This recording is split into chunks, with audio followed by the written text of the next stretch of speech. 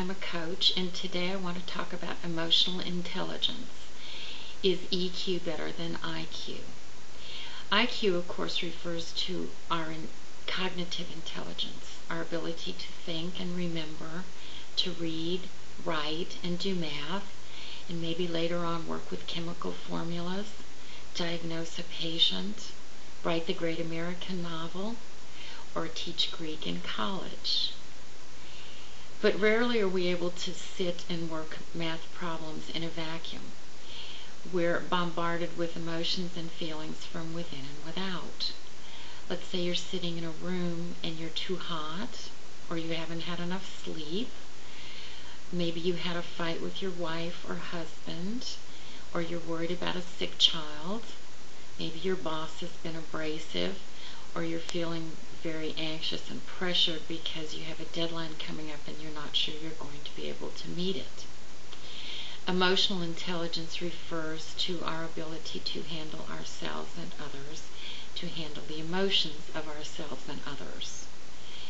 It includes stress tolerance, frustration tolerance, interpersonal skills, leadership qualities, focus, reality testing, and includes a set of competencies and life skills including resilience, creativity, personal power, which is the opposite of being a victim, helpless and hopeless, authenticity, intentionality, saying what you mean, meaning what you say, and following through, and empathy, to name a few.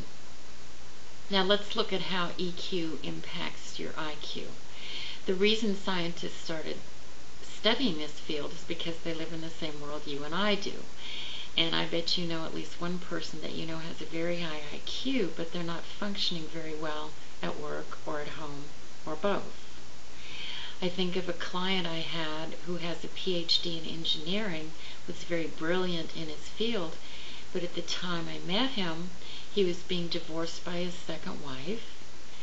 He was constantly fighting with his business partner.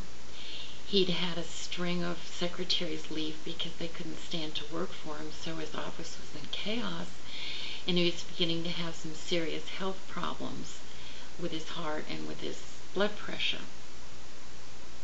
We also know people with average IQs who are functioning way out there. Maybe they're pleasant to work with. They adapt to new bosses. They don't annoy or anger their colleagues. They can learn different learning styles. They come up with creative solutions, and they're just a pleasure to be around.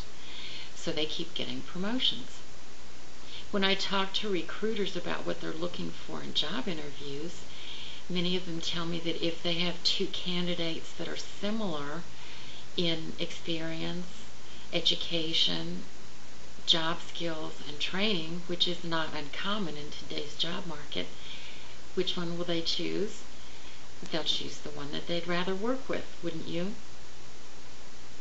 So EQ can impact your ability to use the IQ that you have either positively or negatively. Now let's take a no-brainer example of the emotion of anger. What happens when you get angry? Well, your legs start bouncing up and down, your pulse quickens, your heart beats faster, maybe you get a headache because the blood vessels in your brain are constricting, you get hot, we talk about being hot under the collar, you sweat, and we also talk about blind rage. You become very, very focused on the object of your attention and don't take in other information. What's happening is your body is sending out adrenaline and stress chemicals, preparing you to be in the fight or flight mode. This means it's sending blood to your extremities, to your arms, so that you can fight and defend yourself, or to your legs so that you can run away. This goes back to, let's say you have a raging bull heading toward you. It's sending the blood to your extremities so you can either fight or run away.